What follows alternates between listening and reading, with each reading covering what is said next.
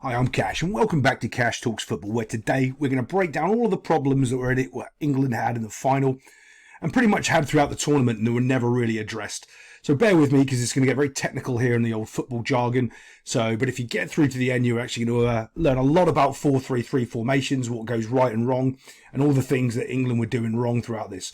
And I know they're saying they're playing with these wing backs or doing this, but they're not. They're actually just playing a really bad 4-3-3. And having a couple of players just being able to roam and do what they want. And because of that, you can see that there's a lot of issues. And this theme is going to go all the way through, you're going to see right here. So right now you can see that, look at the shape they're in, Blomph, little catty cornered, but here's the ball. There's absolutely no pressure whatsoever on the ball. And if you've watched it in my videos before from the Premier League and stuff, the minute someone puts their arm up to tell somebody else what to do, chances are the other team is about to score a goal. Now, you cannot play this high of a line with no pressure on the ball. And you, again, because you're going to see this all the way through how bad England are, you cannot be doing this. Okay, you've got three players behind the point of the ball and no pressure on it. I'm going to show you another little clip in a second why this is important and why this is so important in a 4-3-3, right?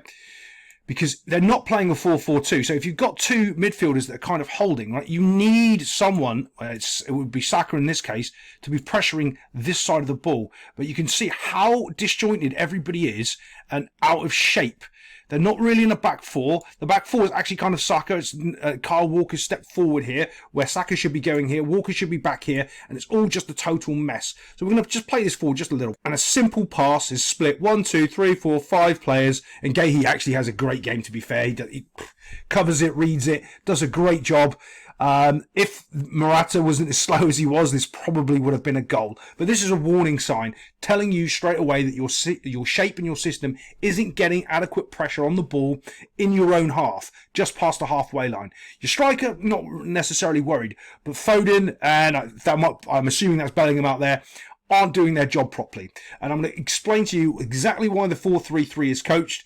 People do all the way through on the youth level because it's easy. When you have two midfielders like this sitting, holding in the middle of the park right here, now your whole team and the way that you coach is really, really complicated, okay? Because your wide players, here's Saka and Walker, they have to do a much, much better job. You can be lazy in a 4-3-3 because you always get numbers up, and I'm going to show you that in a second. But, yeah, let's just move this on and I'll show you the next breakdown of why England's formation and everything they're doing is wrong. Let's jump on.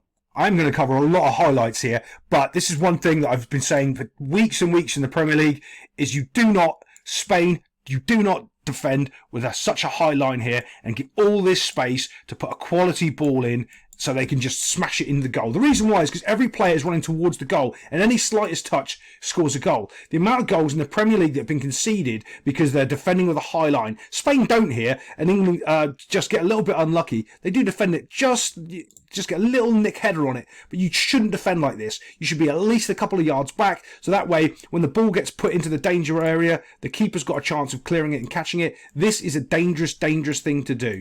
I just had to point that out, but let's just move on. Here's the little flick header, but it still results in a chance from Phil Foden, Dosh, just because of this poor way that people are the modern defending of being so high up on that 18-yard line and letting the ball drop into that space behind. Still not a great, defensive clearance, but England still got a shot off. That's such a problem. And this season in the Premier League, you're going to see it time and time again, I bet. Let's move on. So this is the classic example here, what I want to show you, where England were actually really playing a bad 4-3-3 and not whatever weird formation they're trying to tell you. There's the 4, there's the 3, there's the 3. Now, the reason you do this, you play a 4-3-3, is because you've always got numbers up, right? The problem you've got is they're not really playing a proper 4-3-3. So you'd have your defensive midfielder. Okay, great. You'd have your player wide, who's not wide. Look at Bellingham. He's just not. But look, he's pointing to telling somebody else to do their job, and he's leaving this player marked here. So you've got Luke Shaw down here, right? So he's got his player. This guy's completely and utterly free, and there's no real pressure on the ball again. Now, here's the other problem you've got. In a 4-3-3, what you're really trying to do is make them pass the ball wide and then squeeze the flank, all right? So you'd have your Saka, Mainu, and Kyle Walker trying to squeeze that side. You'd have Luke Shaw, you can't see because he's too far away. The other midfielder here, whoever that would be, Bellingham and maybe Foden, and now you can suddenly see they don't have any numbers to pressure on this side. So when they move the ball really, really quickly, which they do, let's just ping out. Dorsch comes in here. Now, here's the problem. Foden's going to pressure. Bellingham shouldn't be, right? So he's going over here. I don't know what he's doing right now because, quite frankly, I don't think he knew what he was doing in the whole tournament. That's why I think he was just misused. Again, look, Foden's telling somebody else to go and do their job. But Bellingham is completely and utterly in no man's land. But also I want you to watch this, right? Bellingham's in no man's land. There's 2 players here completely free. Luke Shaw can't come up and step up into this gap because it'll leave a massive gap in behind. And all they've got to do is poke it in behind him and off they go. Now, watch this guy here. He should be coming back in and tucking in because he's 2v1 on this side as well. You can see Spain have completely and utterly identified England's lack of understanding of actual tactics. There's no one here. Look. Absolutely no one for Spain in this area here, in this middle part here. Nobody. They just don't care about this middle area. They go, right, we're not going to expose this because this is where England have got players. We're just going to put 2 on this side, 2 on this side because you're not smart enough to bring your 2 players back and deal with it. So when this ball goes across, watch, Bosch, in it goes, and he plays it first time round the corner. Look at Luke Shaw. He's in no man's land. Does he stay with this player or go to the ball? He doesn't know. He's actually not quite good enough to be playing. He's really not. Luke Shaw gets away with it because in the Premier League he's faster than most of the players. He's kind of like Kyle Walker. His tactical nous isn't there because he's never really had to use it because he's got so much athletic ability he can get away with it. He needs to be coming and covering Lamine Lamau right here. That's you say his name, Lamau. But look, Saka, 2 players here. And this is what England needed to do. If you watch Morata's run right now, if England were doing this, they would have scored so many more goals. Then Spain are making selfless runs forward, knowing they're not going to receive the ball, but it tears the shape apart. So as this ball moves on to here, Bosch, watch. Morata starts making a run, bump, run, run. Selfless runs. Look how far Kobe Mainoo is out of position now with that one little time ball around the corner. One little time ball around the corner. He's miles away. Right, absolutely miles away. If they're playing with these 2 in the middle here, which they're really not, look at how far Foden is.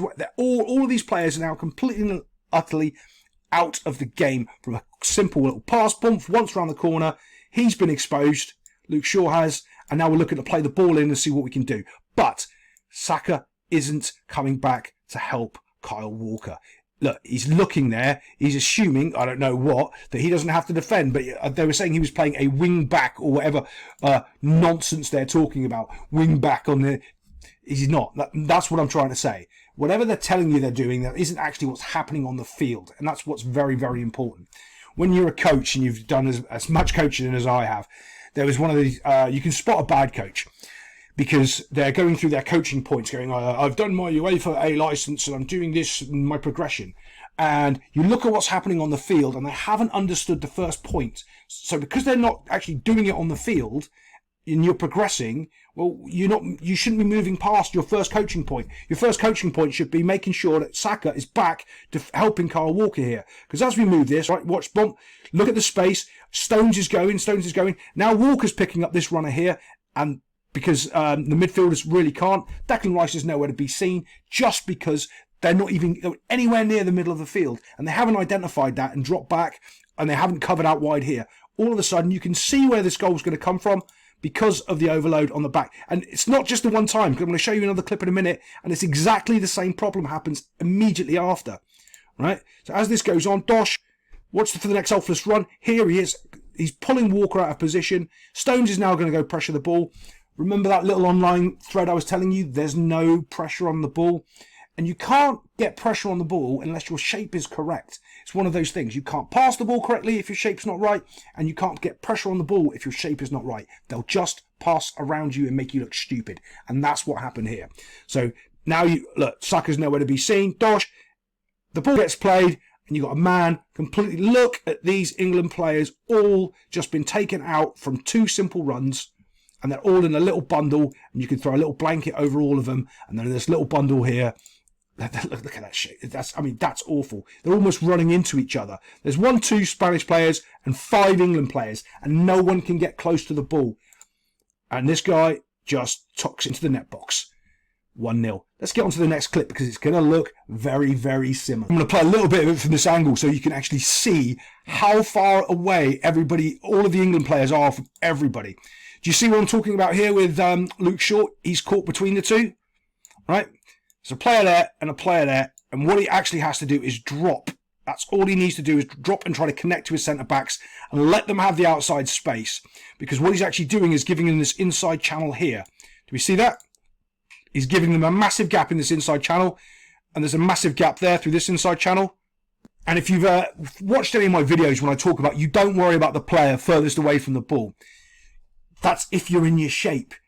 Saka's not coming back and helping. There isn't any pressure on the ball. If there is, you wouldn't worry about him because the pressure would be fine and they wouldn't be able to easily pass the ball around your whole team. When that first time pass there is made, you can see Declan Rice now is absolutely neutralised. Nothing to do. Stones is neutralised by that run. Walker's neutralised by that run. And there's no one close enough to cover. Look what Kobe Mainoo's doing. He's not sure what to do. Foden's completely lost. And Saka's completely lost. And as he starts to go, everyone starts crumbling. Saka's still walking. Everything starts crumbling. You can see it. There's no one close enough to pressure the ball. No one close to get a tackle. And it all just ends up for this little wee man to tap it into the corner. Let's get on to the next clip because it's going to show you the exact same tactical flaw. Okay, so there's no pressure up front and they've managed to knock the ball straight up to Morata, who holds it up. But look at what's going on here. You've got two centre-backs with two players. Luke Shaw is too far up. Kyle Walker is too far up. Again, because they don't really understand the system. So if they were playing three at the back with Kyle Walker, he would be there and you wouldn't be worried. So his starting position would be decent. He wouldn't be trying to do a recovery run to get back in shape. Okay? So you can't have Luke Shaw going and Kyle Walker going and Saka going, because technically Saka's a wing back and this guy's supposed to be a wing back, and so where are you? You're supposed to be a centre back and you're nowhere to be seen. And this is what I'm saying. They weren't actually playing that system. They're just saying they were. So Kyle Walker's completely and utterly out of position, and all of a sudden the same problem is going to happen because no one's close enough to pressure to the ball. This guy out wide is just going to get a free run shot or goal. Well, I think he is. I can't quite remember this highlight. Let's check it out and see if I'm right. Morata's little knockdown, goes to play it. Donk, yes, perfect. Plays it all the way past all of this area here, straight back out wide over here for him to have another shot at goal. And again, nobody is close enough to him. No one's even aware that he's there, even though he just scored even 2 minutes ago. You are making sure Saka is not letting that happen and having Kyle Walker coming and doing this job in here. You're just not letting it happen. Gosh, off he goes again. You should be getting PTSD, like, oh my God, this is exactly the same as the last goal. The setup is exactly the same, and they've done it within the next couple of minutes afterwards. Now, that is just poor coaching. You should be identifying that and seeing exactly what happened. There is no Kobe Mainoo even on the field. You can't even see him. Right? There's so many issues wrong with this, and again, it comes down to they don't really know what role they're playing. They don't really know what system they're playing, and I don't hold the players accountable for this. The players are just kind of doing what they've been told. They're not playing anything like they play at their clubs, and that's why they're getting pulled out all over the place. Look at Kyle Walker. What's he doing? By the time he takes the shot, no one's close to him. And thankfully it was terrible. It actually turns into a bit of a pass. It hits this guy here, and he tries to turn and score a goal, but he's not good enough. Well, he is good enough, but he just doesn't. I think Pickford does a good save, but same problems are happening. There's still no one there. Look, he's inside the 18-yard box, and he still isn't close enough to put in a tackle. And yes, by the way, that yard there, that's too far away. Inside the box, that is way too far away. I want to show you this bit. This is from Jude Bellingham, okay? And he does this. He wins the ball back, but I want you to watch Foden here, right? Keep your eye on him. And when Bellingham wins the ball back, the problem England have under possession, because again, you cannot pass the ball without a shape, and they don't really have a structured team shape or know where the ball's going to go next, where we want it to go. And this creates a massive problem for England, and they end up almost getting scored on. But let's just watch what happens. Okay, Bellingham's won the ball. Here's Phil Foden, right? I want you to pay attention to that. And I want you to watch for Bellingham to look for a pass. There's another angle I'm going to show you in a second where you can clearly see it. But there isn't any options for him. So when they play the ball out, they completely and utterly lose it. And on the transition, they almost get scored on again. Right, so let's watch this. So we remember Foden was on the edge of the box. Now, watch Bellingham here, okay? Because he tries to look for a pass. He's won the ball back in the 18-yard box. He's trying to get out of trouble. He does a little juke here. Watch this. Little juke here. That's his little first look down the field. If you saw it there, that's when he's first looking to see if he can release the ball or what's going forward. Look at everyone not trying to just get out, get up, support, or do anything. Just Carl Walker's kind of, do I need to go? And as this goes here, there's his second look. Okay, now he's looking down the field. He's looking for a pass. Now we're going to move this forward here for when what ends up happening. He's got in a bit of trouble, but this is where they're playing their system correctly. They're squeezing the ball. They've put pressure on it, even though they've lost it. And now it's dropped here, and then they're trying to get rid of it up front. Okay, just trying to get rid of the ball. Up front to probably this guy. Yeah, that's probably who they want to try to knock the ball to. So he smashed the ball blindly, really blindly, into this massive area here where there's no players. But you're still going, oh yeah, we saw Phil Foden here on the edge of the box, right? We definitely did. But now, that's where he is up here, completely and utterly just... Yeah. So you're trying to understand, right, so is he playing up front or is Harry Kane up front? Because you don't want Foden up here trying to receive the ball. You want Harry Kane. You want Foden in here trying to help pass the ball out using what he's really good at, receiving the ball, under pressure, turning and getting up the field. And, well, he's nowhere to be seen. Well, he was a minute ago. He was just here. That understanding right there shows you how many problems England have from getting the ball out from any time they're under pressure, or any sort of passing patterns or cohesive movement to move the ball down the field. They just kind of just left Bellingham hanging. Here you go, Jude. Yeah, you won the ball. Brilliant, mate. Yeah. Now do something wonderful and get... Can't. Look twice.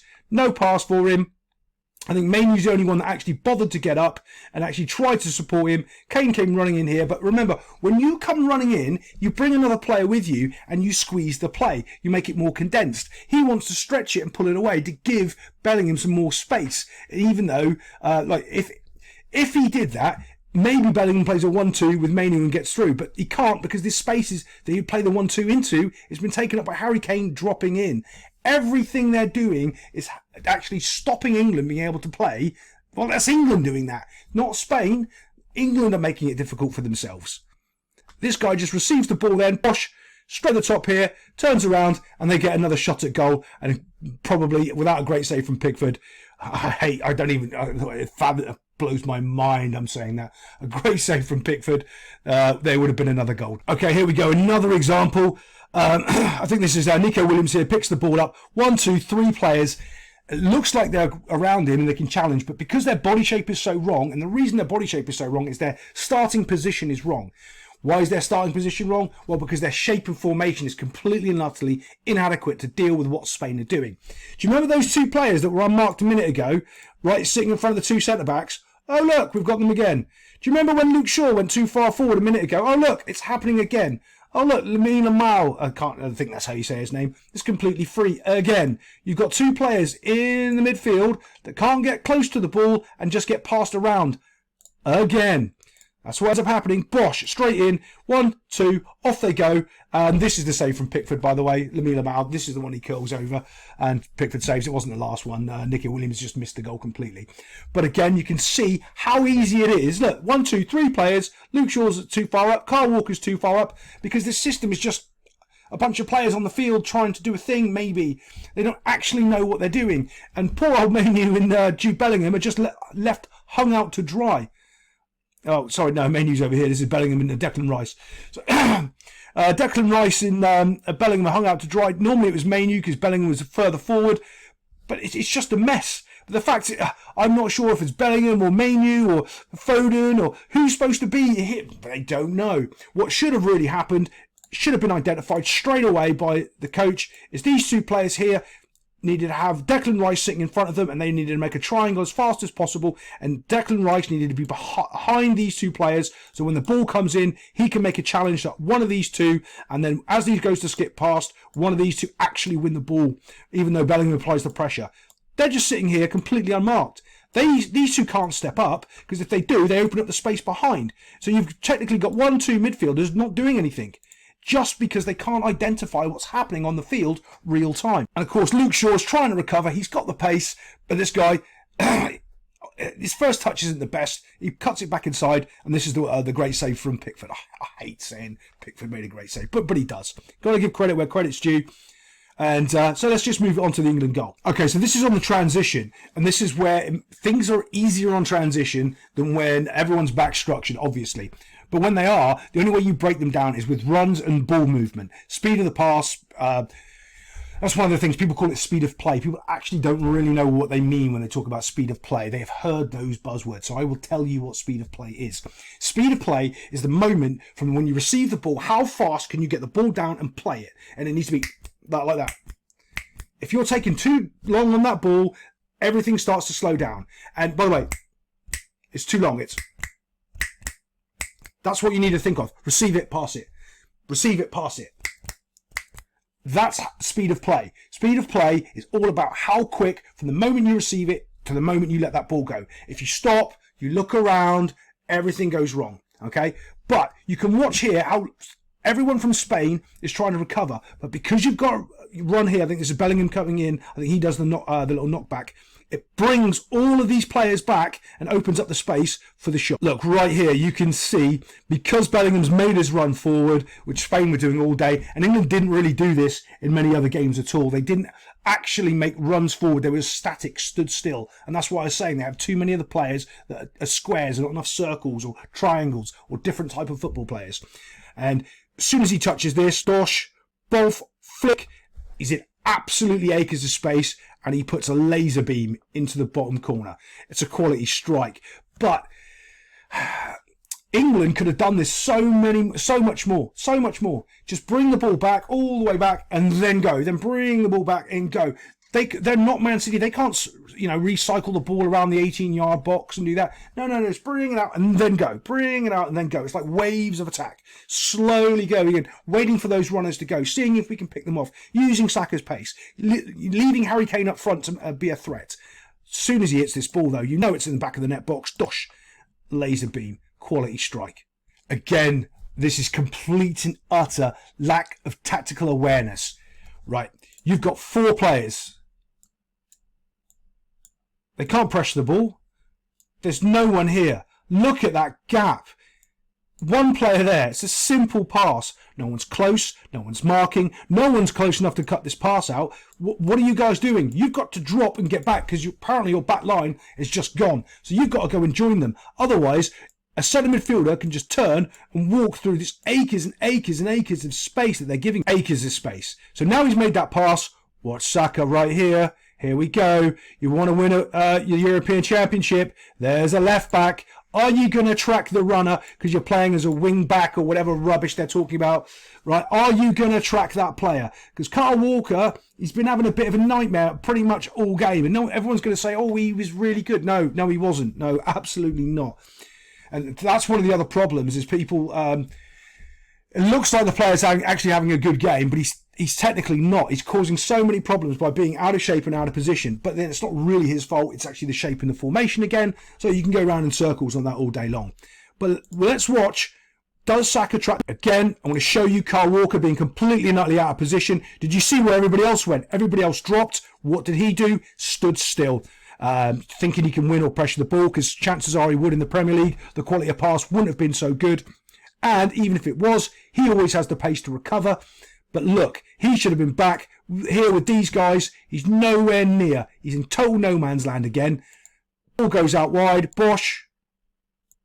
And Walker normally gets there. Look, he can normally afford to make that mistake. But he can't now. Bang, because he's played it first time. And before he knows it, it's in the net box. But look at where Saka is. Cucurella started 2 yards on the other side of Saka. Saka didn't track the run. So as much as it's Kyle Walker should have got out there. Yeah, maybe when everyone else dropped, if he dropped, that problem wouldn't have happened. But if Saka had done his job, again, that problem wouldn't have happened. All over, and I And I think it's because Walker doesn't know whether or not he's supposed to be stepping into midfield and winning the ball, or is he supposed to be back in this back 4 or 5, whatever they're talking about. Is Saka supposed to be back covering? Is he leaving that flank wide player because, well, he's not really worried about the outside flanks because Saka's the wing back and he's dealing with that problem? And this is where all the confusion sets in, and you're going to go, well, Saka's supposed to come back and do it, but Kyle Walker's a right back, yeah, but he's not really playing a right back. He's playing as a right centre back in this, not as a right. So everything starts becoming a complete and utter mess. And then, bosh, in it goes. So from my first look at this, when it was played in real time, I did think it was offside. But even with my poor technology, you can see the knee there is keeping him onside. And that's why it's not an offside goal.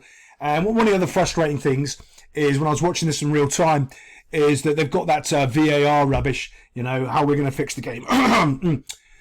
And they didn't actually just show the automated offside saying it's not offside straight away, which that's all they had to do. Everyone's waiting, going, oh, maybe. Just show it's onside so we can just get on with our lives and celebrate a goal, or, you know, celebrate a goal that hasn't been scored.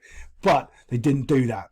All over, though, quite frankly, England should have won that game. Did they have the better team? No, Spain had by far the better team. Did they have the better players? Oh, yes, England did. If they get a real manager that actually understands what they're doing and gets these players playing in roles which they can do, and not have these mixed signals where is Kyle Walker the right back or is Saka the right wing back, and all this other rubbish that's just completely and utterly clouding what's going on, they'd actually be really, really good team to play. They'd actually be probably the top, definitely the top 3 in the world if they did. But you can't have all these players playing in different roles and responsibilities from their club, not playing the same sort of systems as their club plays, and then expect them to perform at a level which, well, it's the highest in the world. They just can't do it. It's not fair on them. And yeah, some of them could have played a little bit better. But also, I just think that there's so many mixed messages from the system that they're trying to play.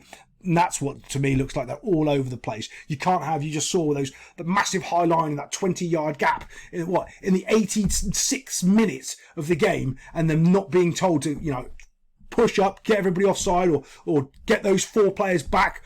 Like, it's just awful. It's all over the shop. But other than that, I'm going to do some of the pre-seasons for the Premier League, and I might just cover a couple of the Copa America games that I've seen some good coaching points on. Other than that, I'll see you next time on Cash Talks Football.